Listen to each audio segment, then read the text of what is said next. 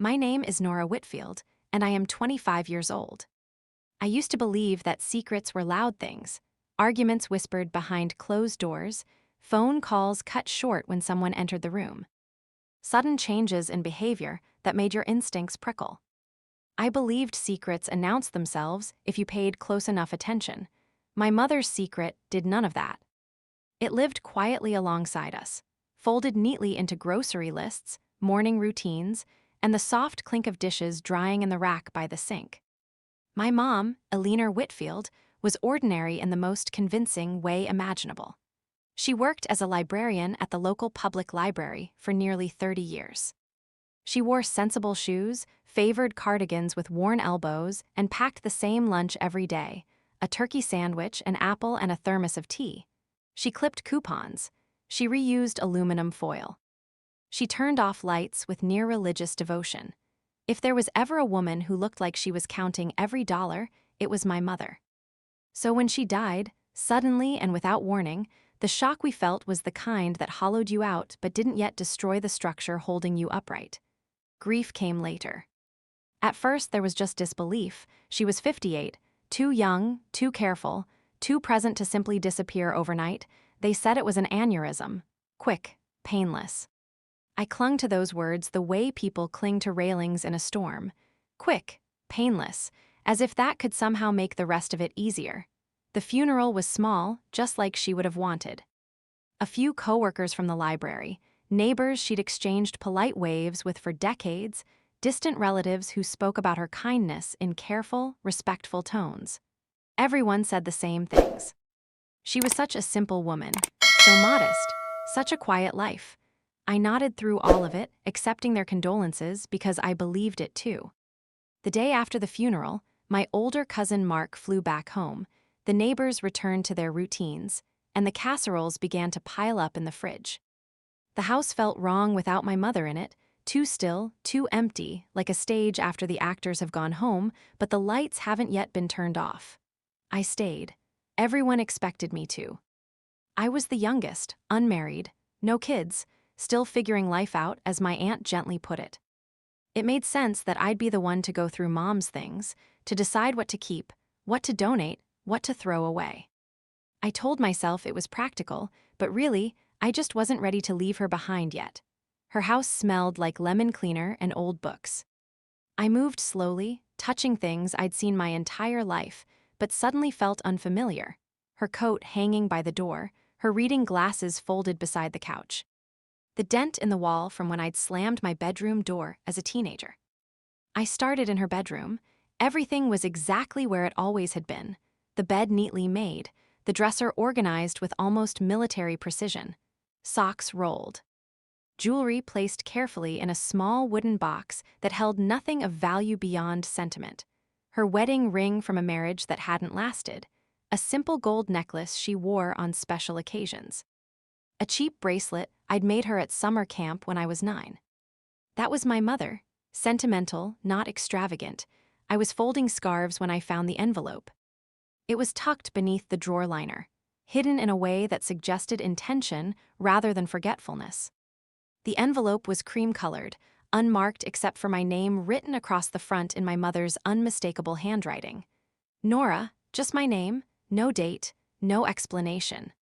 My heart started pounding for reasons I couldn't yet explain. I sat on the edge of the bed and opened it with trembling fingers.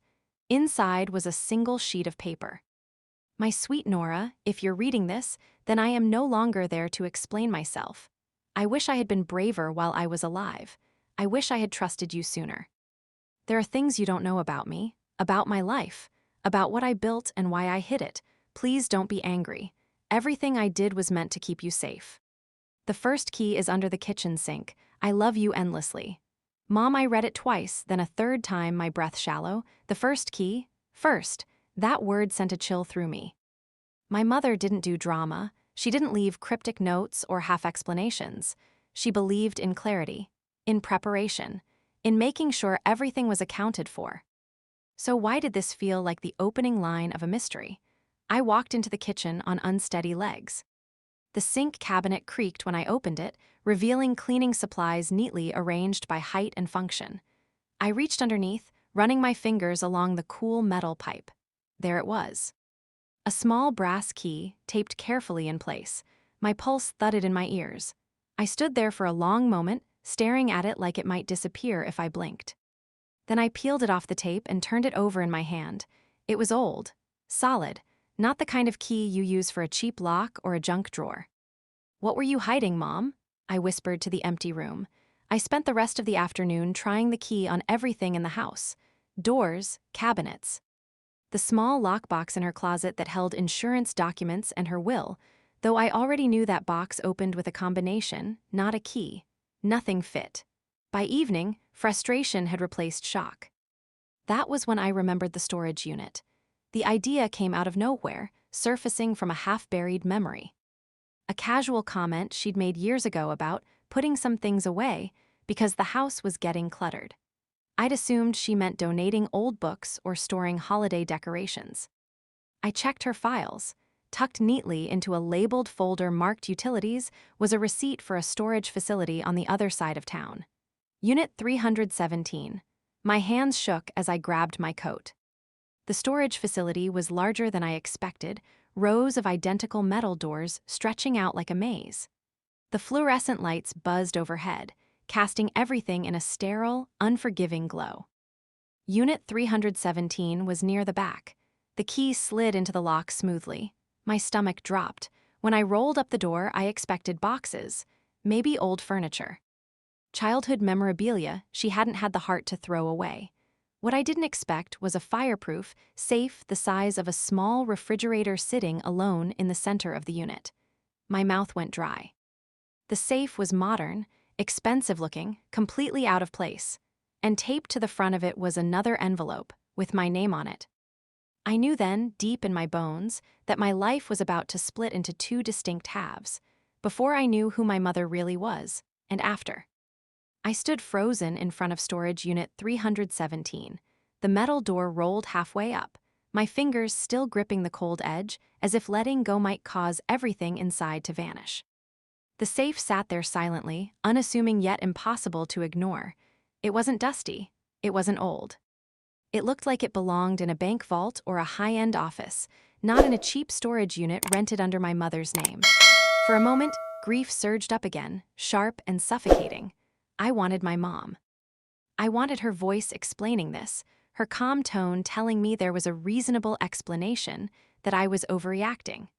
She always had a way of making the world feel smaller, more manageable. But she was gone, and whatever this was, she had chosen to leave it for me. I stepped fully into the unit and let the door clatter shut behind me. The sound echoed, final and loud, like punctuation at the end of a sentence I wasn't ready to finish. The envelope taped to the safe trembled slightly as I pulled it free. Again, my name. Again, her handwriting. "Nora, if you've made it this far, then you've already realized that I wasn't entirely honest with you about my life. I'm sorry for that. I truly am. Before you open the safe, there are things you need to understand. This isn't about money, not really. It's about choices. Inside, you'll find documents, proof, answers. Some of them may hurt. Please remember that everything I did was done with love, even when fear guided my decisions. The combination is your birthday. Mom, my birthday." I swallowed hard. The keypad beeped softly as I entered the numbers. For one horrifying second, nothing happened. Then, with a low mechanical click, the door unlocked. I pulled it open. The smell of paper and metal drifted out. Inside were neatly organized folders, each labeled in my mother's precise handwriting. There were also two smaller lockboxes, a leather-bound notebook, and a sealed manila envelope thicker than the others. I reached for the nearest folder, my hands numb. Bank statements. I flipped through them slowly, my brain refusing to process what my eyes were seeing. Balances in the hundreds of thousands, then millions, accounts I'd never heard of. Institutions I associated with skyscrapers and private advisors, not my mother's modest librarian salary. "This isn't real," I whispered, but it was. Page after page confirmed it. Investment portfolios, trust documents, offshore accounts, carefully diversified assets stretching back decades. My mother wasn't just comfortable, she was rich. No, she was a millionaire. The word felt obscene in my mouth. I sat down hard on the concrete floor, the folder slipping from my fingers. My chest felt tight, my breathing shallow. Every memory I had of her clipping coupons, worrying about heating bills, insisting we buy generic brands replayed itself in a cruel new light. Had it all been a lie? Anger flared unexpectedly, hot and sharp. Why hide this from me? From everyone? I grabbed the leather-bound notebook next. It was worn, the edges softened by use. When I opened it, I recognized her handwriting immediately, smaller, more rushed than the labels on the folders. It was a journal, not a diary of feelings, but of decisions, dates, names, numbers. Short explanations written with a kind of urgency I'd never seen in her before. 1989, first major return. Sold stake quietly, no attention. 1994, trust established. Keep assets separate. 2001, market downturn. Opportunity, be cautious. Then further in the entries shifted. 2003, Nora born, everything changes, my throat closed, I turned the page. I will not let her grow up the way I did, afraid, watched, measured by what we had rather than who we were. Money changes how people see you, how they expect from you. I want her free of that. I stared at the words until they blurred. Free. Was that what she thought she was giving me? I flipped ahead, my pulse racing. She asks questions sometimes, about why we don't travel more. Why we live so small. I tell her simple is good. Maybe one day she'll understand. My hands shook as I closed the notebook. This wasn't greed, it was fear. The second lockbox contained legal documents, wills, trusts, beneficiaries. My name appeared again and again, written clearly, deliberately. I was the sole heir, everything. The final envelope remained unopened, heavier than the rest, as if it carried more than paper inside. I hesitated. Some instinct warned me that once I opened it, there would be no going back. Whatever version of my mother I'd clung to would fracture completely. I opened it anyway. Inside were photographs, old ones, black and white at first, then color. My mother, younger than I'd ever seen her, standing beside people in suits, shaking hands, smiling confidently. A version of her I didn't recognize, poised, sharp-eyed, powerful. There were newspaper clippings, too. I scanned the headlines, my breath hitching. Local tech startup acquired for $120 million. The photo beneath the headline showed a group of founders celebrating. One of them was my mother. No, Eleanor Whitfield, co-founder, early investor, strategic advisor. I felt like the floor had dropped out from beneath me. She hadn't just stumbled into money. She had built it. My phone buzzed suddenly, making me jump. The screen lit up with an unfamiliar number. I stared at it, heart hammering, then I answered. Hello, Ms. Whitfield, a man's voice said smoothly. My name is James Calder. I've been trying to reach your mother for some time. I was informed this morning of her passing. My mouth went dry. I'm her daughter. Yes, he said gently. I suspected as much. I believe we should meet. There are matters regarding your mother's estate that require immediate attention. Estate. The word felt unreal. When? I asked. As soon as you're able, he replied. And Nora, there are things your mother didn't put in writing, things she intended to explain herself. I closed my eyes. Okay, I said. I'll come. When the call ended, I sat there in the storage unit, surrounded by evidence of a life my mother had lived parallel to the one she'd shared with me. I loved her. I missed her, and suddenly I didn't know her at all. As I locked the safe and rolled the door back down, one thought echoed louder than all the others. If my mother had gone to such lengths to hide this, what else was she hiding? The office building where James Calder worked rose out of the city like a polished monument to certainty. Glass walls, steel edges, and a quiet confidence that made me feel underdressed and underprepared the moment I stepped inside. I had changed my clothes twice before leaving the house, finally settling on a black blazer and slacks I'd bought for job interviews that never quite led anywhere. They felt like a costume now. The lobby smelled faintly of coffee and expensive cologne. Everything echoed. Footsteps, murmured conversations, the soft chime of elevators.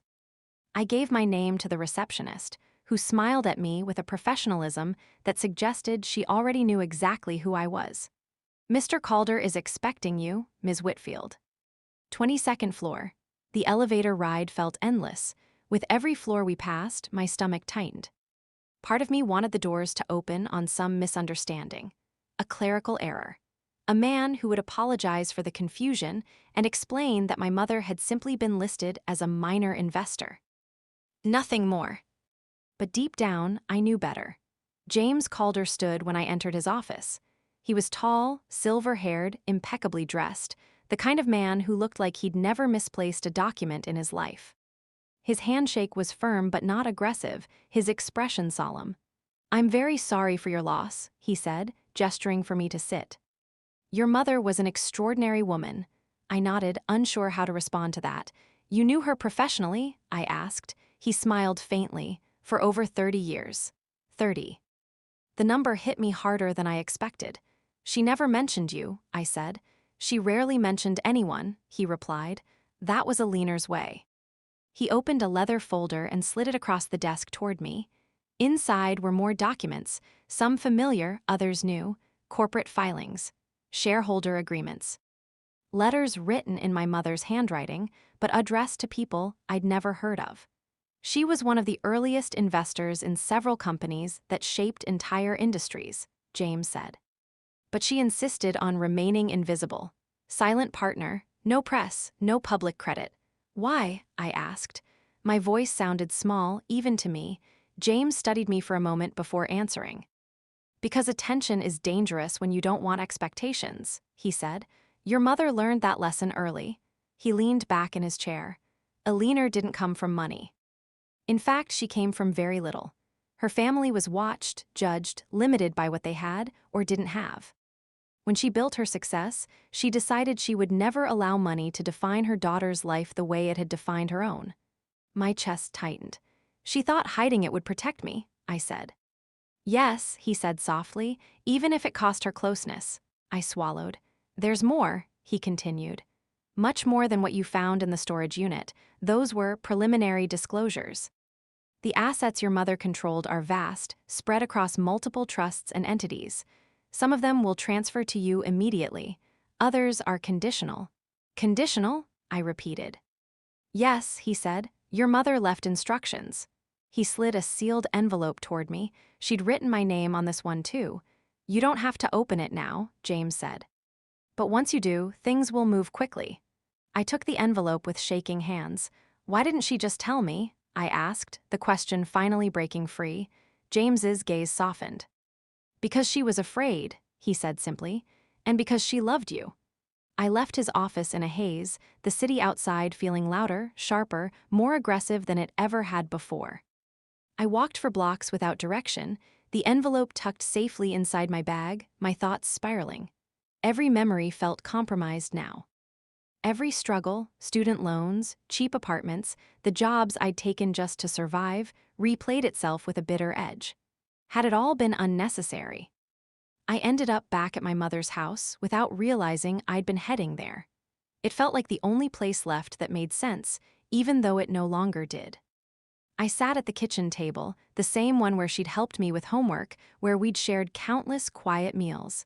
The envelope stared at me from across the table. Finally, I opened it. "Nora, if you're reading this, then the world I tried to keep separate from you has already begun to touch your life. I wish I could be there to explain myself properly. I made a choice long ago to live quietly, even though I could have lived loudly. That choice cost me relationships, recognition, and honesty. But it gave you a childhood free of fear, of entitlement, of people wanting something from you. Now you are grown, and I trust you to decide what comes next.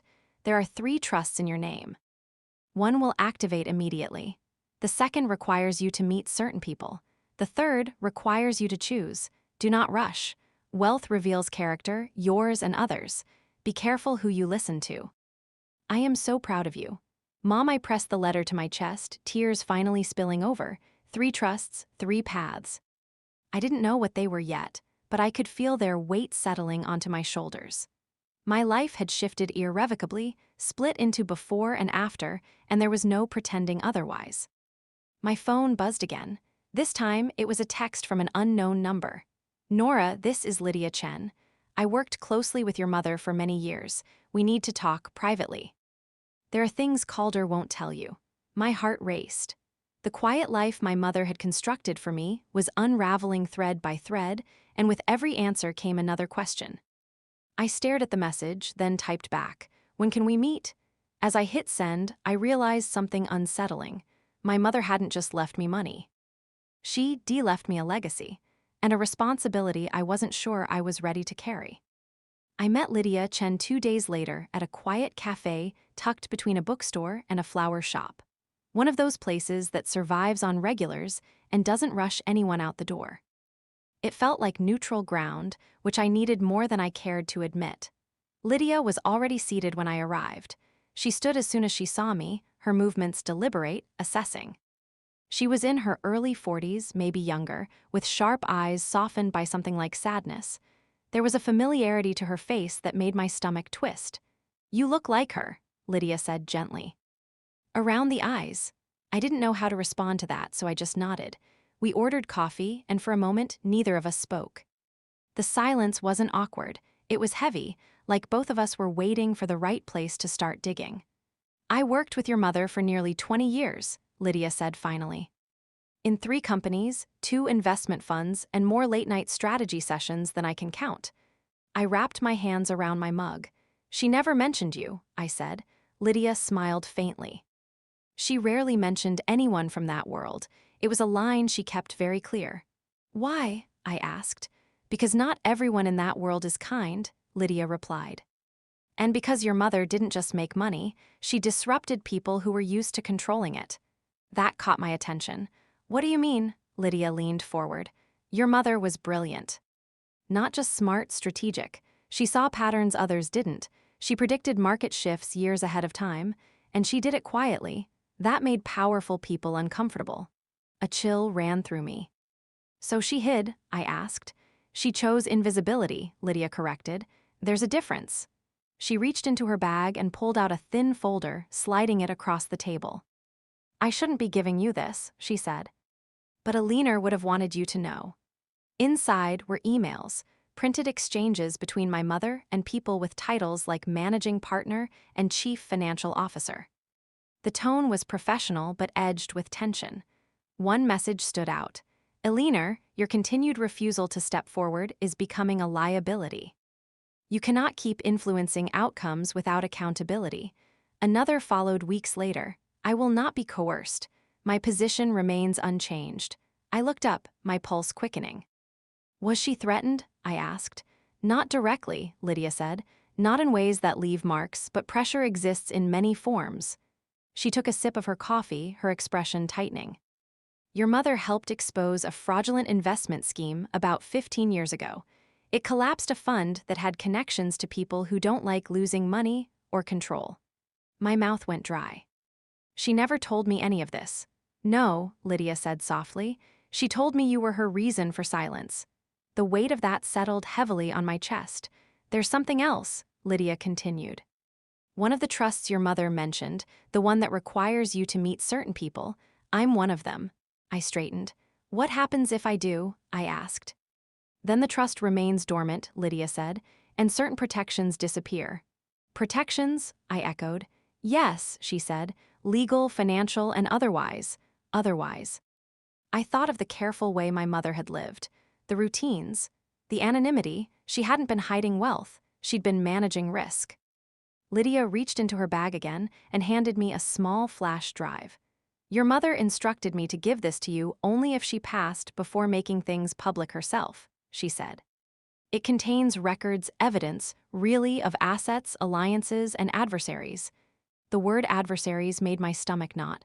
"What am I supposed to do with this?" I asked. "Nothing yet," Lydia said. "Just don't lose it, and don't share it." I slid the flash drive into my pocket, my fingers brushing against the fabric like it might burn me. "Calder won't mention this," Lydia added. "He believes in procedure. Your mother believed in preparation." I laughed weakly. "I don't feel prepared." Lydia's expression softened. "Neither did she at first. When we parted ways, I felt heavier than when I'd arrived. Knowledge had done nothing to lighten the burden, it had only given it shape."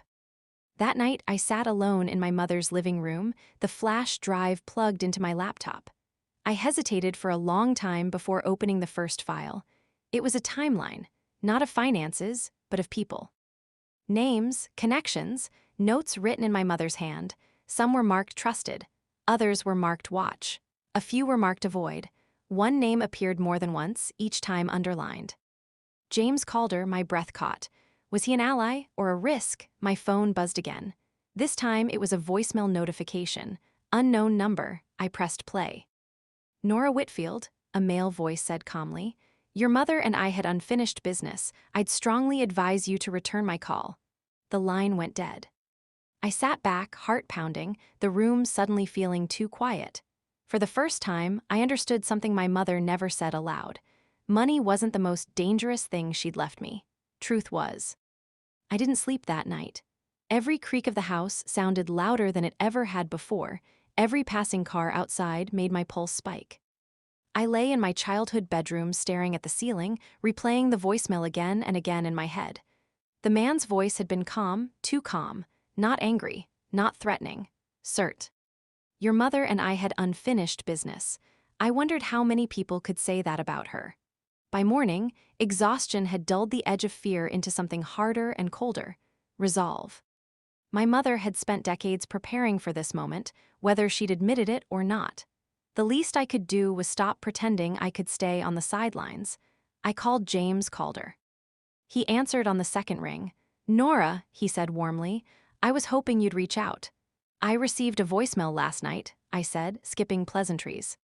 From someone who claimed to have unfinished business with my mother. There was a pause, just long enough to be noticeable. Did he give a name? James asked. No, I said. But the timing doesn't feel like a coincidence. Another pause. Then it likely isn't, he replied. This is precisely why your mother structured things the way she did. That's not an answer, I said. James sighed. You're right, it's not. Come to my office. There are conversations best had in person. An hour later, I was back in the glass tower, riding the elevator up with a knot in my stomach. This time, the building didn't intimidate me, it irritated me. It represented a world my mother had navigated expertly while pretending it didn't exist. James's office looked the same as before, immaculate and controlled. He gestured for me to sit, but I stayed standing. You're listed as someone to watch, I said bluntly. His eyebrows lifted slightly. In what context? In my mother's records, I said. She was meticulous. She didn't underline names without reason. James studied me carefully now, as if recalibrating. Eleanor trusted me, he said. She trusted very few people, I replied, and she prepared for betrayal. A faint smile crossed his face, more respect than amusement. She prepared for everything, he said, including the possibility that you'd be stronger than she ever let herself be. I crossed my arms. Who called me? James leaned back. Victor Hale, he said. Former partner, former problem. My stomach twisted. What does he want? I asked. What he always wanted, James replied. Control. Or failing that, leverage. He stood and walked to the window, hands clasped behind his back. Your mother blocked several of his initiatives years ago, cost him a great deal of money. More importantly, it cost him influence. So now he's coming after me, I said. Testing you, James corrected. Seeing what you know, how protected you are. I thought of Lydia's words, adversaries. What protections disappear if I don't activate the second trust? I asked. James turned back to me. Legal insulation, he said. Certain injunctions, non-disclosure shields. Financial firewalls that make it very difficult for people like Hale to access you or your assets. I exhaled slowly. And the third trust? I asked. James hesitated. That one, he said carefully, requires your consent to step into a more public role. Public, the word felt heavy. You mean becoming visible, I said. Yes, he said. In ways your mother deliberately avoided. I understood then. The first trust was inheritance.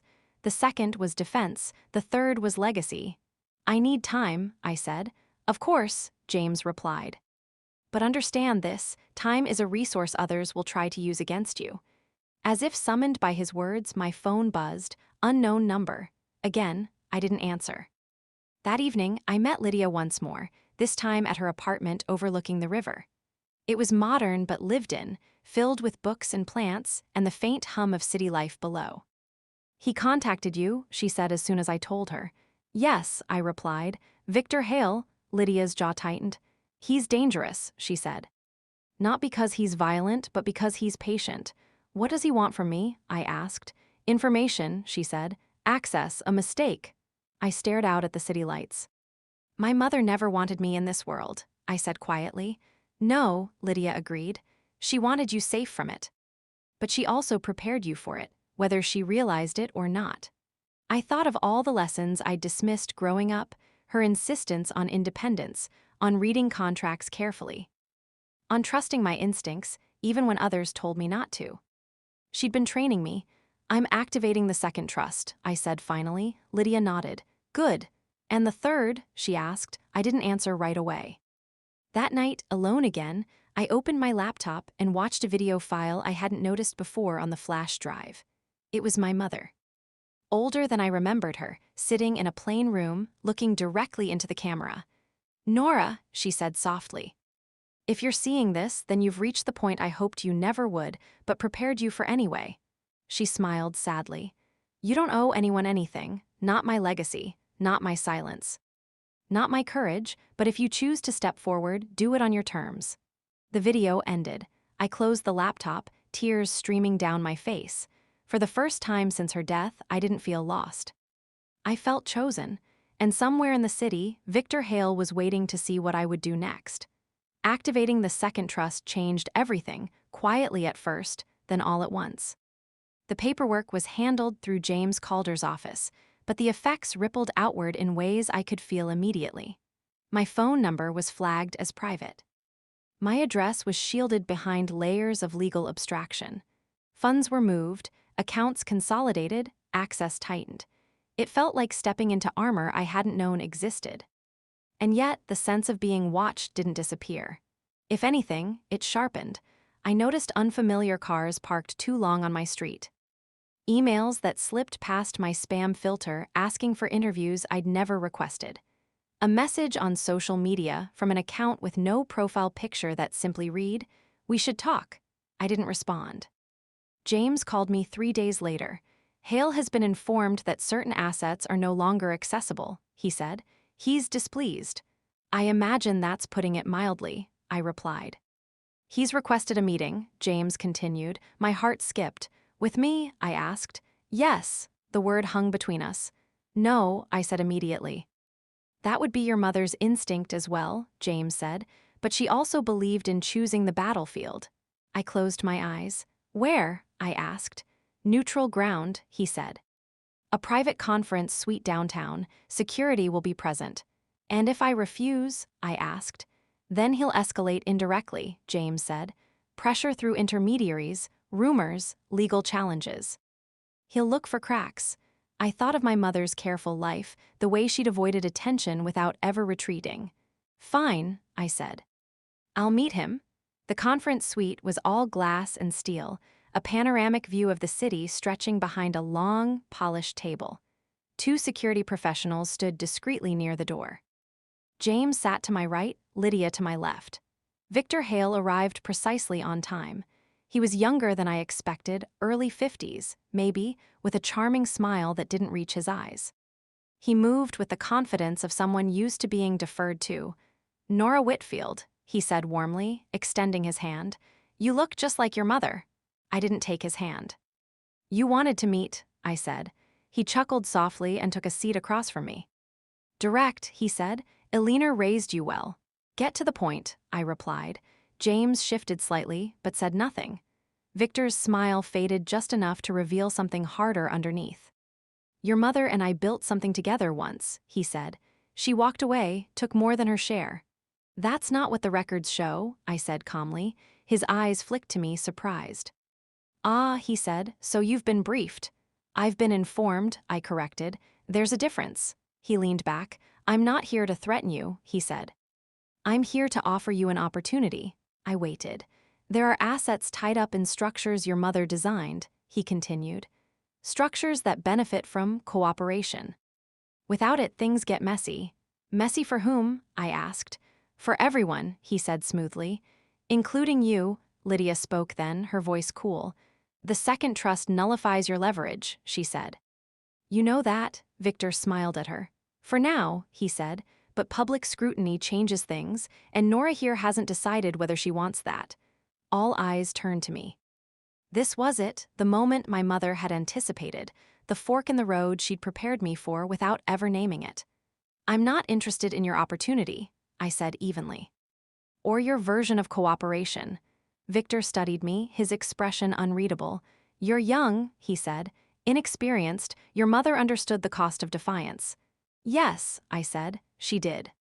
And she paid it so I wouldn't have to. Silence stretched. Victor stood slowly.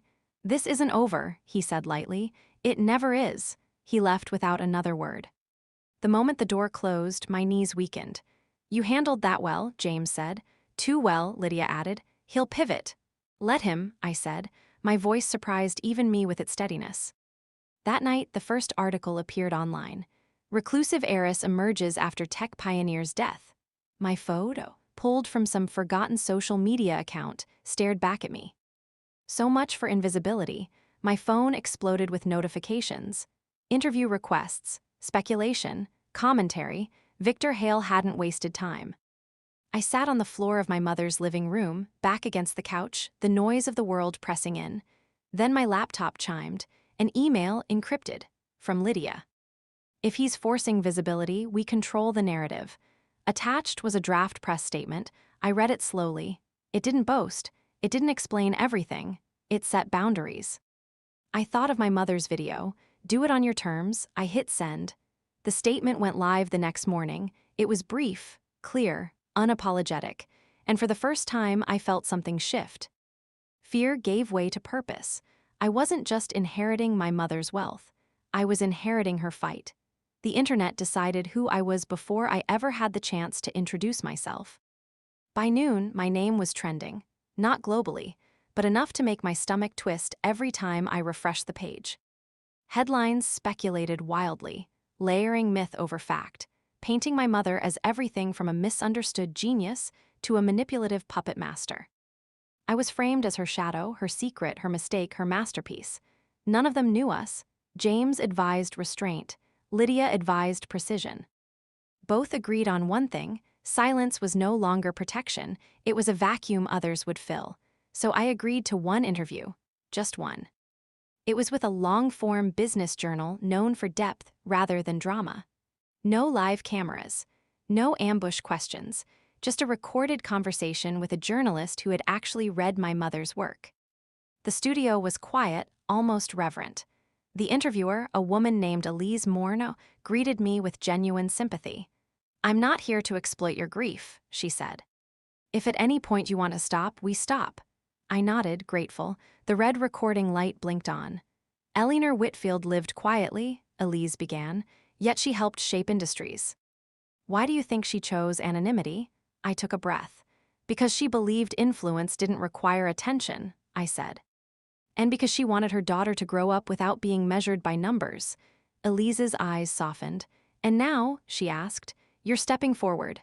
Yes, I said, but carefully. On my terms. The interview lasted an hour.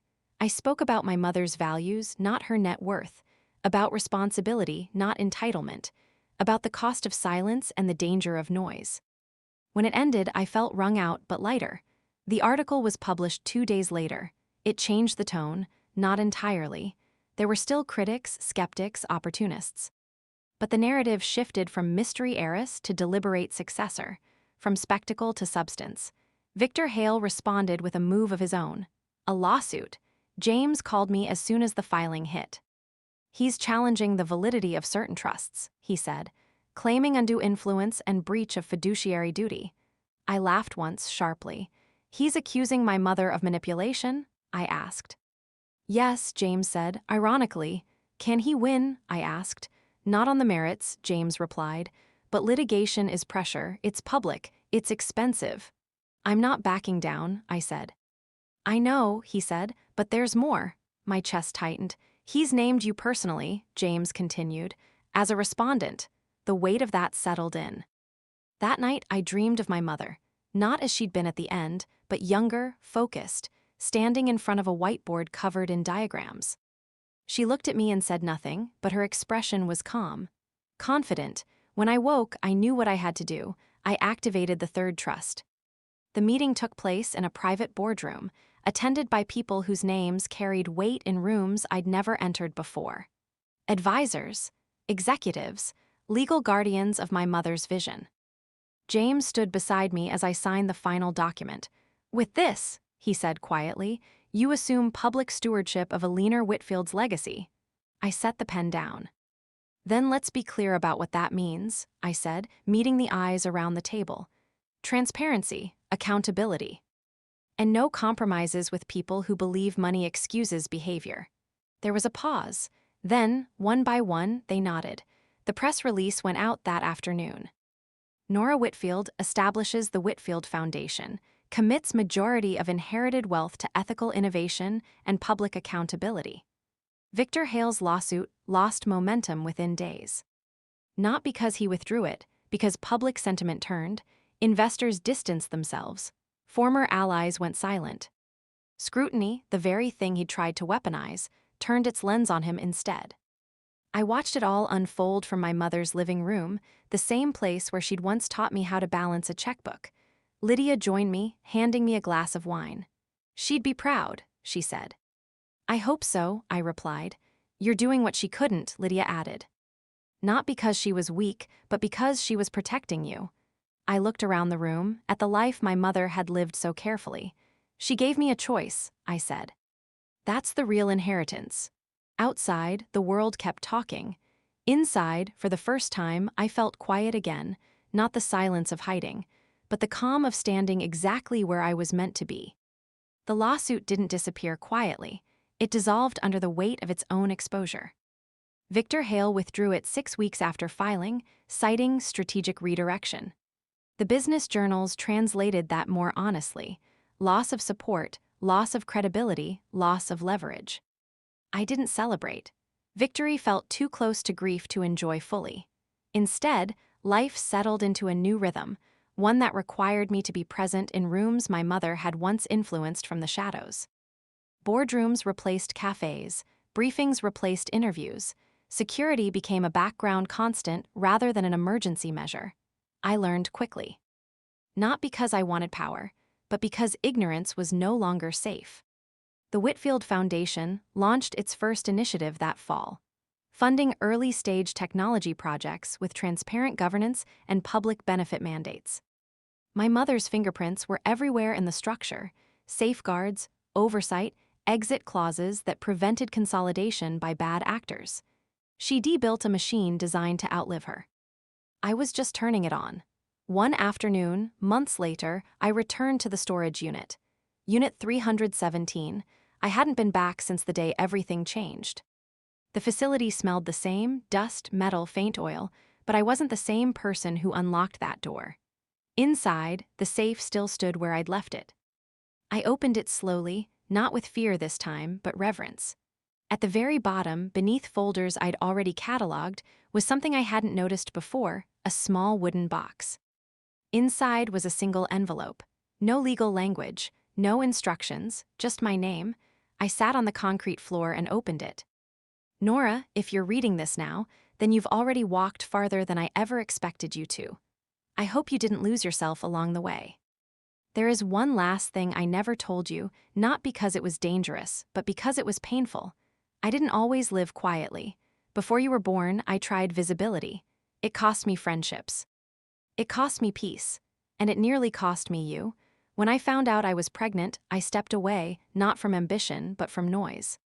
If you ever wonder whether I regret it, know this: every ordinary moment with you was worth more than every extraordinary opportunity I turned down. Live boldly if you choose. Live quietly if you must. Just live honestly. I love you beyond measure." Mom, I pressed the letter to my heart, tears falling freely. For the first time, the full picture came into focus. Not just the billionaire, the strategist, the protector, but the mother. She hadn't been hiding from the world. She'd been choosing me. That evening, I returned to her house and made a decision I'd been postponing. I listed it for sale. Not because I wanted to erase her, but because I wanted to carry her forward. The foundation would move into a new space. I would move into a life shaped by choice, not inertia.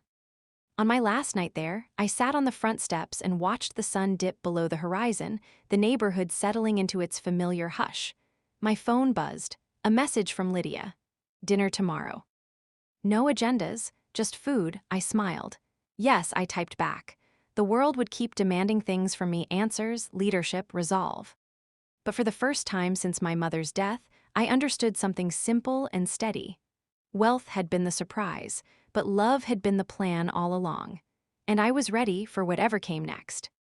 That's impossible, I said, even as my heart began to race. James didn't interrupt. He'd learned when to let silence do the work.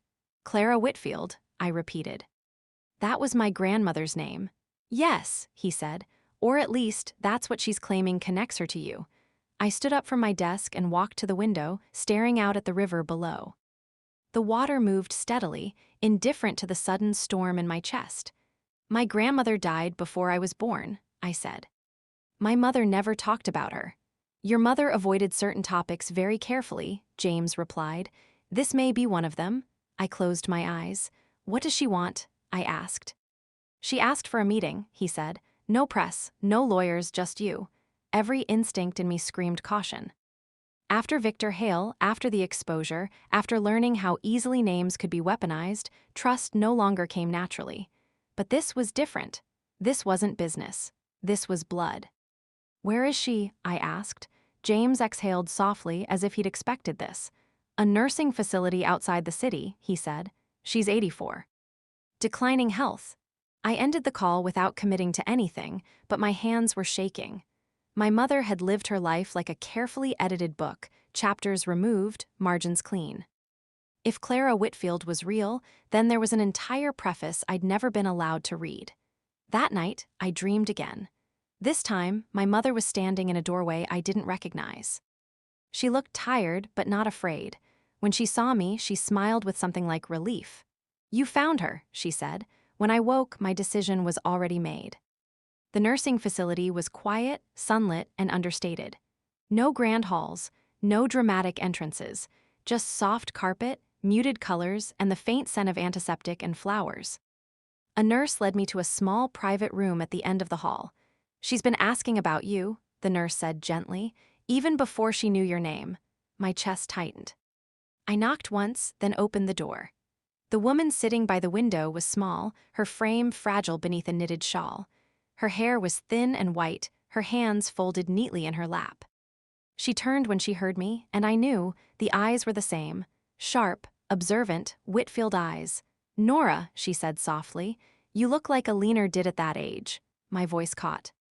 You're Clara, she nodded. My mother, she said, your grandmother. I sat across from her, every emotion colliding at once, curiosity, anger, longing, fear. Why now? I asked. Why come to me now? She smiled sadly. Because Eleanor isn't here to stop me anymore, she said, and because you deserve the truth she couldn't bear to tell you. I swallowed hard. My mother said she came from nothing, I said. Clara's smile faded. She came from scrutiny, she corrected. From expectation. From being watched and measured and resented. She looked out the window. We weren't poor, she continued. We were visible. My family was connected, politically, financially. And it was suffocating. My heart pounded. Then why did she live like we had nothing? I asked. Because she ran, Clara said simply. She walked away from a legacy that demanded ownership of her life. She turned back to me. When Eleanor discovered she was pregnant, she disappeared from our world. Changed names, cut ties. Built something new, tears burned my eyes. She never told me any of this. I know, Clara said, and she begged me to respect that. I clenched my fists. Then why are you here? I asked. Because secrets don't die, Clara said quietly. They wait. She reached into her bedside drawer and pulled out a sealed envelope. This was meant for Eleanor, she said, but it belongs to you now. I hesitated before taking it. Inside were documents, old ones, trust deeds, family records, a name that made my breath stop. Whitfield Holdings, older, bigger, hidden beneath layers of obfuscation. My mother hadn't just built wealth, she'd walked away from it once before. She didn't want you chained to this, Clara said. But the family knows about you now. Cold spread through my veins. What family? I asked. Clara met my gaze. The kind that doesn't forgive disappearance, she said, and doesn't forget inheritance. That night, as I drove home, the city lights blurred past me like warnings. I finally understood. Victor Hale had been a threat, but he'd been a distraction. My mother hadn't just been hiding from enemies. She'd been hiding me from family. And now, with her gone, the final door she'd sealed shut had opened. Whatever came next wouldn't be about money. It would be about legacy, and whether I would claim it or end it. For the first time since my mother died, I felt truly afraid, not of losing money, not of lawsuits or headlines, but of being claimed by something I never agreed to inherit. Whitfield Holdings. The name followed me home like a shadow. I barely slept that night. Every piece of my mother's life rearranged itself in my mind, clicking into a pattern that was finally complete. Her caution. Her distance from extended family. The way she taught me independence not as a virtue, but as survival. She hadn't just escaped wealth once. She had escaped it twice. By morning, I knew one thing with absolute clarity. Doing nothing was no longer an option. James, Lydia, and I met in the Foundation's boardroom before noon. Sunlight poured through the windows, illuminating a space my mother had designed to be open, deliberate, and transparent, the opposite of the world she'd fled. I told them everything. About Clara. About Whitfield Holdings, about the family that now knew I existed. James was silent for a long time. That explains a great deal, he finally said. Including why Eleanor structured her trusts the way she did. She was insulating you, Lydia added, not just from rivals but from blood. I let out a slow breath. They'll come for me, I said. Politely at first, then not so politely. Yes, James said, but they won't find what they expect. We laid out the facts. Whitfield Holdings still existed, but my mother had severed all legal claims when she disappeared. What remained were dormant rights, claims that could only be activated by a direct descendant willing to step into the legacy. Me. They want a name, Lydia said. Legitimacy. Control through continuity. And what happens if I refuse? I asked. James met my eyes. Then the legacy ends with you. The words echoed, ends. I thought of my mother, young, brilliant, choosing silence over inheritance. I thought of the life she'd built instead, of every quiet sacrifice wrapped in love. I won't let them use her, I said. Or me. The letter arrived 3 days later. Heavy paper, formal language, an invitation framed as a welcome. A seat at the table, they called it. I declined.